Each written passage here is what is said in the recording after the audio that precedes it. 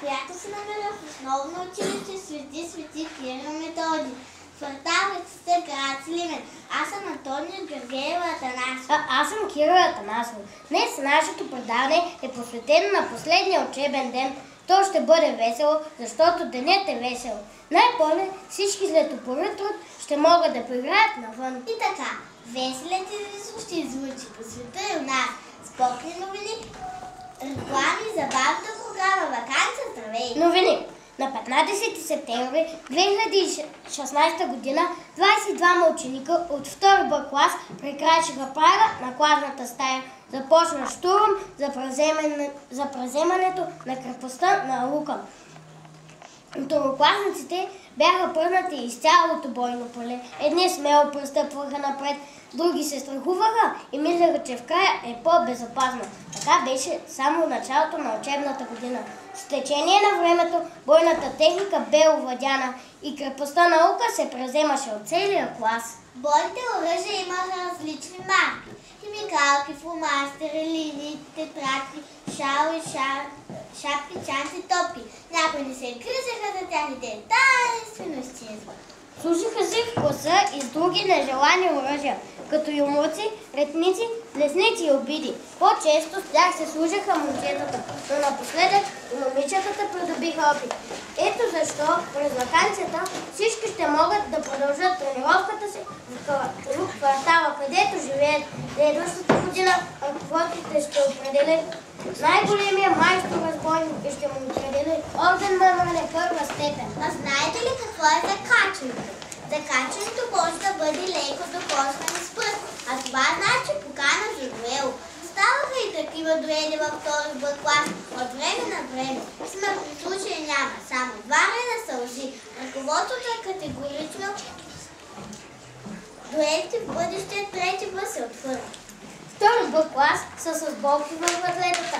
Тънали се обръщаха по време на час, ту наляво, ту надясно, като необранците. Те имат молба към ръководството в следващата година да закупят за класа въртяща столчета. Сигурни сме, че през ваканцията въртлетката ще се оправи, но трябва да се направи нещо и с ушичките. Второкласниците чуваха от време на време. Еднъж едно, после друго. Вместо училище чуваха училище. Ръце, ръце, сутрин и други. А сега нещо много важно. Българската телевизия обяви конкурс за най-красива прическа. Всички да се грижат за своите косици, да не дойдат с панделки, плитки като първокласници. Българската телевизия и ръководството на класа обяви още един конкурс. Първият учебен ден ще бъдат наградени учениците, прочели най-много книги. Но трябва да предупредим, че книгите трябва да бъдат прочетени доброволно, а не с молба от родителите. Журито ще познае. И така, четете всичко, което желаете, за да се представите добре за конкурса, четете. А сега спортните коментатори ще ви запознаят най-важните спортни новини. Най-уважаваният спорт във втори Б клас е леката атлетика. По-скоро бягане. Такъв се разстояние, бягане в класната стая, бягане по коридора, а на някои бягане от някои часове. Любим спорт. Не по-малко подвижни са момичетата. Всяка свободна минута подскачат. Полезно е това подскачане. Страшен апетит отваря. Някои ученици мислят, че търкането по пода е също спорт. Отначало много им харесваше, но като осъзнаха, че са във втори клас, а не в детската градина, изгубиха интерес. Неотдавна някои решиха вместо да стоят в класната стая, да започнат да тренират бързо ходене извън училище. Класът не вярваше, че могат да издържат дълго, но се излъгаха. Издържаха, за което бяха наградени с забележка, а родителите им ги посрещнаха с големи почести. Драги телевизионни зрители, до излъчването на забавна програма остават броени минути, през които ще чуете реклами. Дъвка за балони, втори Б клас я дълчат по всяко време, преди ядене, след ядене, между часото, а тайничко в час. Бомбони, царевични пръчици, кекче, солейчи, кубети. Това са любимите лакомства на всеки. Когато и да попитате, ще каже, че са най-вкусни в час тайни. Купувай чипс, ледени сокчета. Можете да ги намерите навсякъде. Най-вкусни са, когато са закупени без разрешение. Драги телевизионни зрители, започва излъчването на програмата Ваканция, здравей! Желаем ви приятни минути Тази слама е благословена внучето ми. После с нея ще вържиш плодните дървета, за да раждат изобилно през годината. Мамо, всички астри ли сложихме на трапеза? Да, но все пак ще проверим. Ето тук има варено жито и варен фасул. Тук са пълнените чушки и ушафът, постните сърни, тушията. Донеси момичето ми орехите и чесъра, а аз ще донеса меда от кухбата.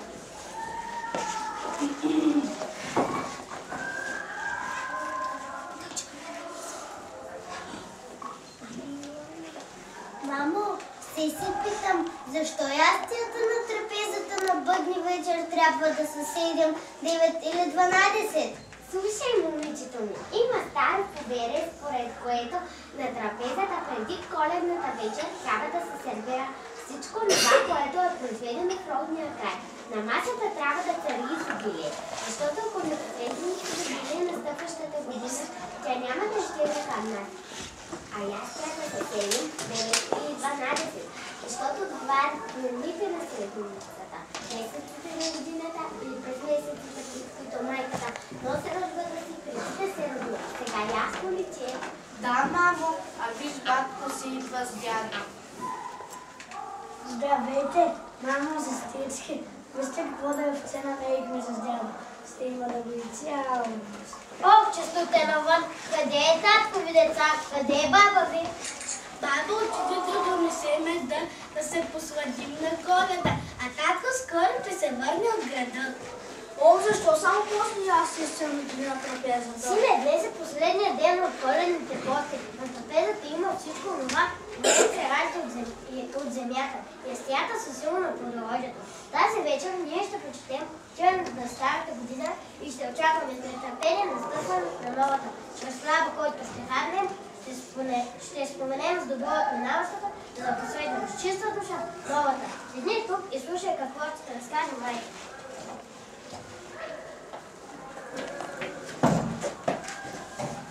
Хлябът е божество, да се хвърля хляба и гребота, дори трохите не се гадят. При хляба лоши години се изричат. Към хляба посягат само чисти ръце. Целият живот към българинът е свързан с теб. Хлябът се меси за новородено дете. С хляб се посреща младото семейство. С хляб се раздава приключената на хората. Без хляб няма живот. Ето защо от най-светлите празници народът им посреща хляб. Майко, помниш ли? Ти ме разказваше една приказка за хляба. Помня, сине! Как да не помня? Бабо, разкажи ни я. Е, добре, слушайте. Вървяла по пътя голяма сватба. Изведнъж смог преградил пътя й. Не я пуска да мине. Моли се сватбарите и с добро, и с зло. Но той не тръгвал. Но ето, че го видя хлябът. Щом го видял, смогът избягал и потънал в дън земя. Дивили се хората на чудото и попитали хлябът как е изплашил това страшилище. За мен това е много просто, рекал той, защото аз съм голям и силен. Носят ме на воденицата и ме мелят между камъните. С вода ме месят, на огън ме пекат и аз се трая. Разбрахте ли, дечица, защо хлябът е силен? Богата е, защото той дълго събира сили и е карен с огън и вода. Защото събира силата на много житни зрънца, засадени от силни човешки ръце. Ей, дечица, кой меси нашия хляб? Баба и мама. Това не е просто хляб, това е цяла картина. Тук са житните косове, слънцето, карманът, кошарата и бъчвата. Тук е скрит целият трудов живот на хората през отделните сезони. Стига сте приказвали. Време е да запалим бъдненика. Хайде, дядо! Ойче, дръвце, браво, дръвце, те си расли толкова стънкото високо. Проговаря тъпко дръвце. Ойче, тебе малко бобе кривоперке. И аз съм расъл там горе, на пореда край езеро Самовилско. Без всяка овака овчар, та да ме съди край огнище, край трапези.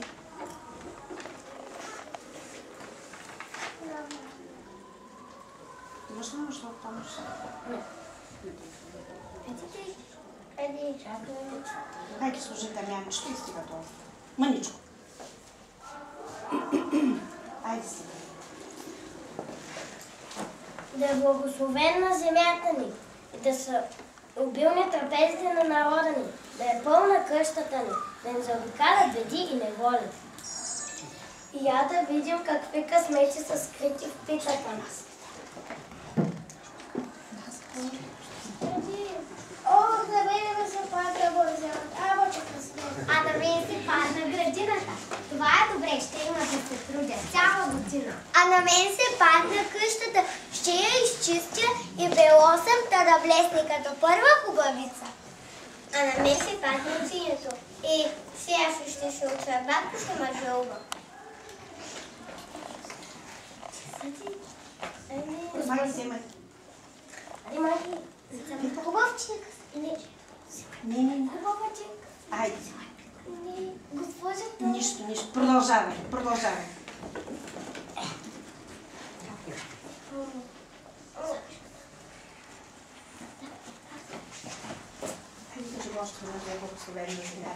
да е благословена земята ни, да са обилни трапезите на народа ни, да е пълна къщата ни, да им заобикалят беди и неволи.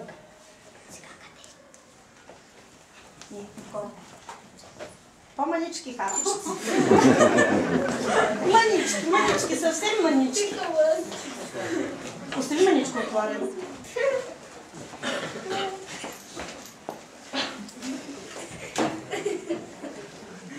Пити, иди помагай, че по манички хапки и давай ти. По-бързо да става.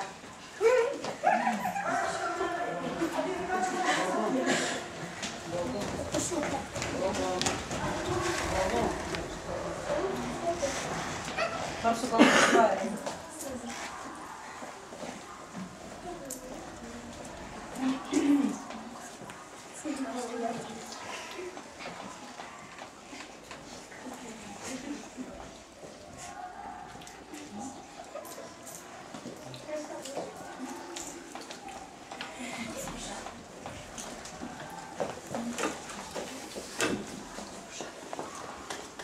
А у мен е парата. Те има да печеля тази година.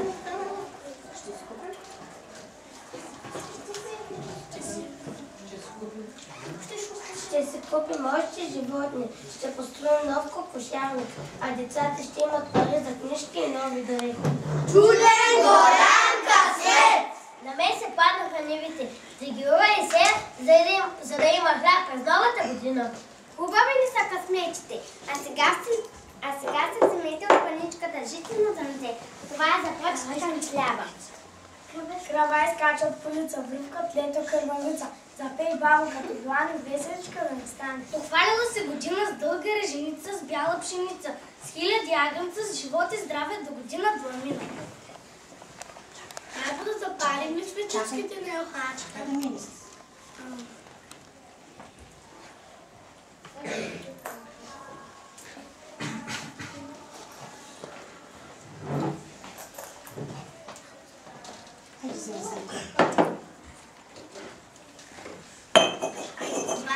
Запалим ли свечичките на елхата? Седни дъще, ни подскачай, че квачките няма да излюбят пиленца.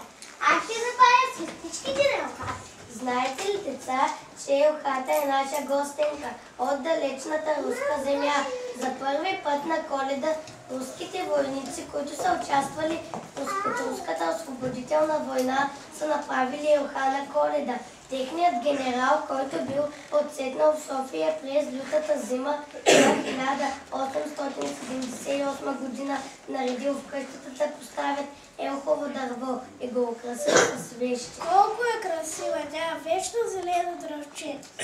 Тя е вечно млада и не напомня, че животът е също толкова млад и зелен. В училище учихме една приказка за елхата. Историята е много тъжна, но е интересна. Искате ли да я чуете? Да, разказвай! Живели някога мъж и жена. Те си имали две деца, момче и момиче. Наричали ги Болче и Елка. Щастливо живеело семейството, докато майката не се разболяла и умряла. За да не останат децата без майчина ласка, бащата се оженил повторно, но втората му жена била зла към децата и ги прокудила да далеч от бащиния дом.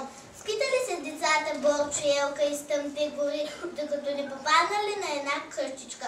Почукали и влезли. Посрещнал ги старица, която любезно поканила да останат.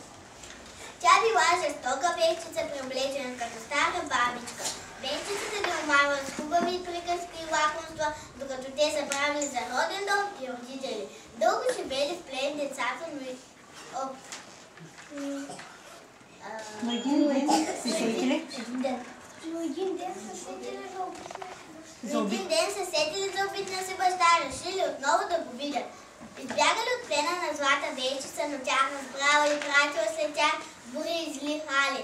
Затрупала ги с сняг, захвърлила ги в дълбоки пропасти, за да им попречи да се върнат у дома. И почти успява да ги хване, когато Борчо и Елка, оплашени и премръзнали от студ, се обърнали към падещата звезда и се помолили на нея като народна майчица да ги спаси от злата вещица. В този миг те се превърнали в две ветро зелени дървчета, снежни клони. Бог ела, а звездата паднала върху егичката и заблестяла с чудна светлина. Било Коледа, а елхата станала символ на човешката красота и непресъхва се стремеж на хората към младост, красота и надежда за по-красив живот. Вижте нашата белена красавица, как сияе с краща и премелена в очакване на новата година. Тази нощ, деца, е най-дългата и най-святата. Според християнските вярвания, в тази нощ се е родил Спасителят на човечеството. Идването му на този свят било съпроводено в Бетлемската пещера с ангелски песни, които славили мира и спокойствието на земята. Това е нощта на семейството, когато всички хора по света дават почет на своите родители и близки и се честитят на настъпването на новия по-добър живот. Коледа, бъдете всички здрави и бодри, трудете се, учете се, за да берете по-късно плодовете на радостта. Коледа, огледайте се, поздравете своите близки, пожелайте им нещо от сърце, покажете, че ги обичате. Коледа, най-светият семейен празник, поздравете се и се целунете, обичайте се и помагайте на нуждаещите се, защото този ден и тази вечер са свети. Честита Коледа, честито Рождество Христово!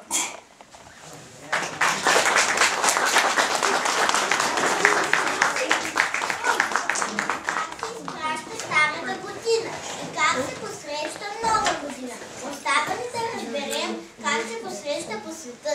Да тръгнем на една коледна разходка по света. Ще проследим кой как възприема и празнува Коледа. Дали навсякъде децата трепетно очакват идването на дядо Коледа с пълния подаръци чувал. Австралия. Тук често Коледа се празнува на плажа при 40 градуса температура. В Южното полукълбо Коледа съвпада с ваканцията и отпуските и австралийците обичат да бодрстват през празничната нощ в градината на светлината, на свещи и факли. Австрия. Австрия е страната, където се ражда известната коледна песен "Зимна нощ", изпълнена за пръв път в църквата Свети Никола Шевендор, близо до Залцбург. Изпълнена за пръв път през 1818 година. Днес тази песен се пее навсякъде по света. В тази страна Коледа е задължително свързана с построяването на яслата, където младият Христос се ражда. Особено живописна е тази традиция в Тирол. А в Залцбург една огромна конструкция представя живота на човечеството до раждането на Христос.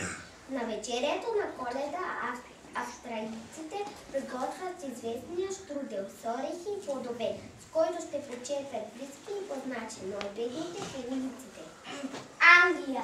Отново песни и танци на вечерието на Коледа. Във всеки дом има нектичена елха за радост на всяко дете. А в очакване на дядо Коледа, който се спуска през комина и оставя подаръци, специално приготвени дълги чорапи, закачени на всяко кръваче. Децата помагат на мама.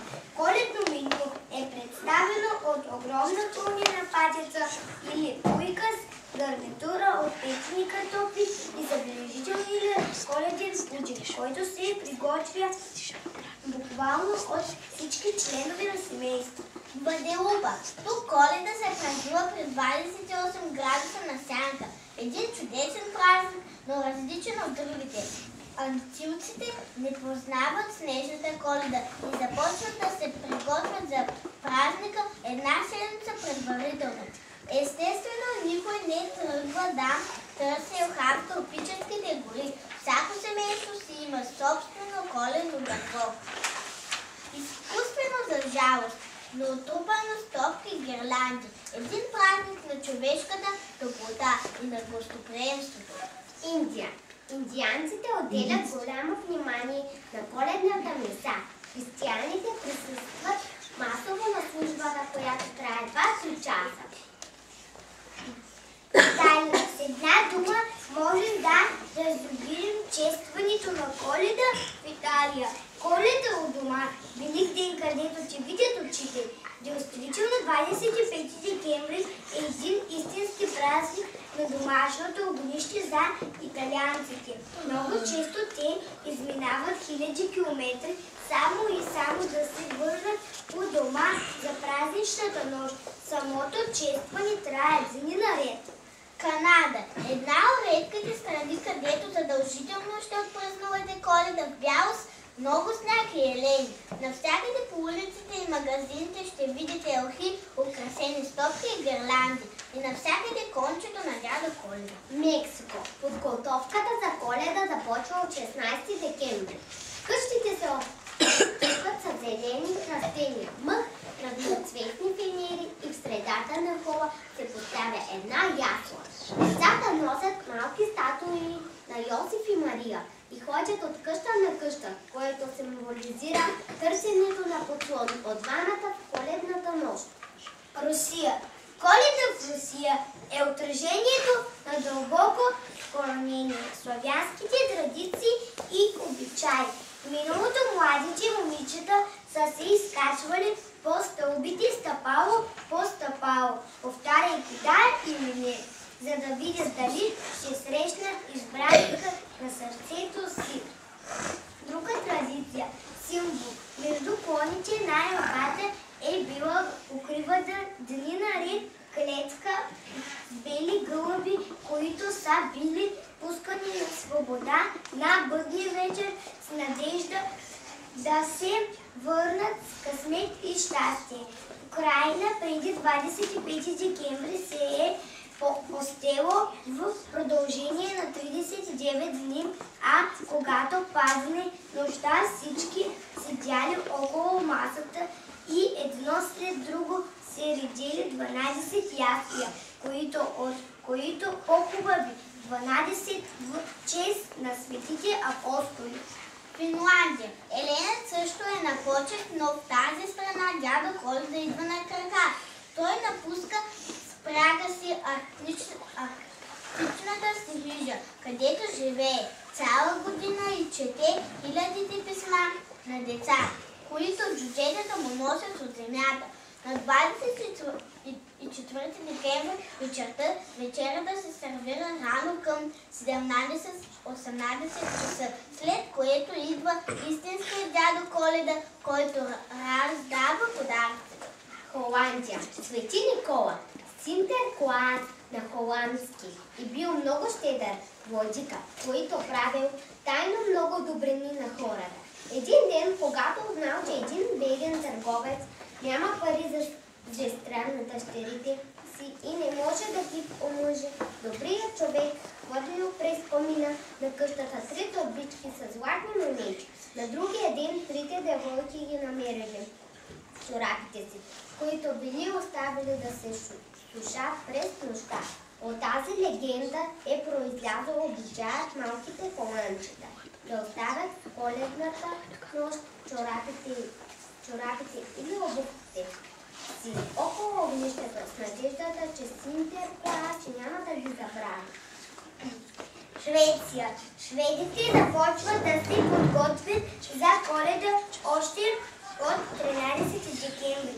Празник на света Лучия в 4 век. Същата тази светица е помагала на християнските укриващи се в катакомбите и им е носила храна и вода. И за да са и освободни ръцете, слагала на главата си свещна лампа. И днес тази традиция е все така уважавана в Швеция. В нощта на 13 декември около 4 часа сутринта най-малкото момиче от къщата обличало дълга бяла туника и поставило на главата си венче, набожено на 7 места от запалени свещи, след което от сервиране на цялото семейство сладкиши и кафе, а на сама Коледа шведите ядат пушена риба, шунка, мляко с ориз и пият греено вино и осладена грива. Америка. Тук има повече от един начин за празнуване. Всъщност те са толкова, колкото са страните, от които са дошли заселниците. Защо Коледа в Америка е толкова весела и ясна? Защото хората започват да мислят за нея още през август. През слънчевите си очила в най-голямата жега те изучават витрините на магазините, търсейки нови оригинални украси за своите къщи и коледни дръвчета. Но истинското начало започва 6 седмици преди Коледа. Точно тогава многочислените дядо Коледовци завладяват улиците. Американците го наричат Санта Клаус. Този американски дядо Коледа е бил вдъхновен от Свети Николаус, защитника на децата. През 19 век един американски карикатурист пръв го изобразява с голям горен, бяла брада и червени дрени. Вестниците сочат, че 60% от американските деца между 9 и 10 години все още вярват в съществуването му. Аржентина. В Аржентина украсяват нейлка на вечно зелените дръвчета с сняг, направено с памет. На коледната вечеря цялото семейство се събира в лятната градина. Люто печено прасенце или къщата месо с чесани твърдо сварени яйца са традиционните блюда на аржентинците. Подаръците идват чак на 6 януари. Тогава малките деца оставят обувките си под коледното дърво или до леглото, за да може дядо Коледа да пусне тях много играчки и бомбони. Знак на благодарност пред вратата на очуганите остават вода и сено за уморените елени. Германия. Приготовленията за Коледа започват още през ноември. Пешеходните зони и магазините с пишна украса и светлини. В Германия Коледа е преди всичко среден празник. Събират се цялото семейство. Младите отиват при старите, колкото и далеч да живеят. Всички заедно седят около богатата трапеза, за да хапнат от традиционните немски специалити, гъскас, ябълки, прочитият штолет, който се прави поне месец преди това, както и други вкусни неща. Както свесят много година по света, всеки един народ по света се ощетява със своите традиции и повега, което е успял да се храним през вековете. Всичките са толкова различни и уникални, че няма как да не се възхитим на тяхното многообразие и красота. Едно обаче ги обединява и това е вярата в доброто и надеждата за благоденствие. Не правят изключение и празненствата дъчаните чупят чинии, гърците месят басилопата, японците се смеят, бразилците носят бяло, испанците ядат гозде, а българите се солвакат, похапват песено посенце и с кукери поборват злото. Гърци. В Гърция Нова година е по-голям празник дори от Коледа, когато свети Василий влиза нощем с домовете на хората и оставя подаръци. В обувките на всяко дете. Небето над всички градове и села на Гърция до полунощ на 1 януари се изпъстря с празнични фойерверки, а във всеки дом се разчупва веселопита. Традиционен новогодишен обряд, в който се скрива сребърна или златна монета. Гърците вярват, че първият човек, който влезе в дома им на 1 януари, ще им донесе късмет. Испания. Испанците спазват традицията си с новогодишната нощ да издадат 12 зърна грозде. Според поверията това им носи гаранция, че щастието им ще им бъде верен спътник през всичките 12 месеца от предстоящата нова година. Да, необичайните пък събират чини за цялата година. На 31 декември отиват с тях пред входната врата на своите близки и приятели и започват да ги чупят. Те вярват, че това прави дружбата помежду им още по-силна и здрава. Финландия. По новогодишната нощ финландските девойки хвърлят през рамото си бубка. Поверието е, че ако тя падне с върха към вратата, ще стават булки. Германия. Германците вярват, че колкото по-голям шум се вдига в нощта преди първия ден от новата година, толкова по-надалеч бягат злите духове. Затова те ходят по улиците въоръжени с тъпани, барабани, тромпони и други шумни инструменти. Словакия. В Словакия и другите народи от Североизточна Европа, Полша, Чехия, важно място на трапезата се отрежда на рибата. Всяко едно от ястията носи специфична символика. Орехите символизират трудностите в живота, чрез благодетствието и щастието. Китай. За китайската нова година на входната врата трябва да виси нещо червено, защото този цвят е символ на късмета и щастието. По време на новогодишната нощ всички ножове в къщата се скриват, за да не си отвежда някой късмета. Тук в преддверието на празника китайците разплащат върхове птици, непременно купуват нова дрега, приготвят дарове за духовете. На трапезата има нарциси. Съвременната нова година в Китай е много красива. Над многохилядните процеси се запалват безброй фенери с формата на 12-те животни от зодиака. Фенерите китайците вярват, че осветяват пътя си през новата година. За дом отблъснат лошите духове и се въоръжават човки, вдигат колкото се може повече шум. В древен Китай на нова година се обявява единствения празник на бедняка. Тогава бедният човек може да вземе във всеки дом и да вземе каквото му е нужен. Ако откажеш да дадеш на бедняка, зелиците ще се отвърнат от тебе. Вярва ли някога? Индийците по принцип празнуват нова година на 1 януари само в Северна Индия. Тя идва на 13 април. Там древен обичай повелява, че на този ден някой не бива да е зъл, раздразнителен или сърдит някому. В противен случай ще е такъв през цялата година. Виетнамците пък смятат, че в дома им живее Бог и на нова година той отива на небето, за да разкаже как е минала годината за всеки от членовете на семейството. Но тази страна хората приемат, че именно на нова година човек става с една година по-възрастен, не както е по света деня, който е роден. Бирма. Да се определи точния ден на настъпването на новата година в Бирма е задължение на Министерството на културата.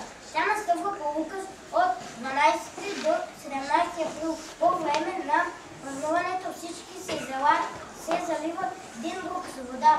Според чрез древните поверия така се присига богословие на боговете на града. Иран.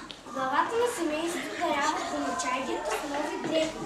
На празниците в трапеза непременно трябва да има чесън, оцет, сол от неозрели плодове и супа от салатени листа. Хората палят огньове по улиците и ги прескачат за здраве. В много домове на Латинска Америка имат специална кристална чаша, която е пълна с вода.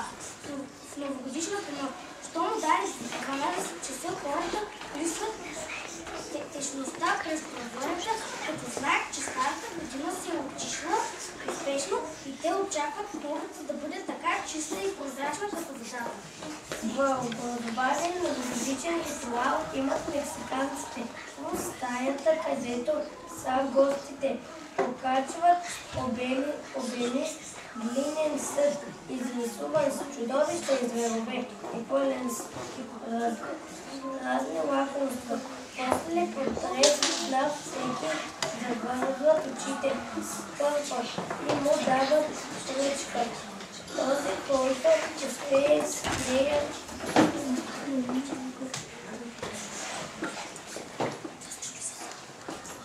да щупи съда,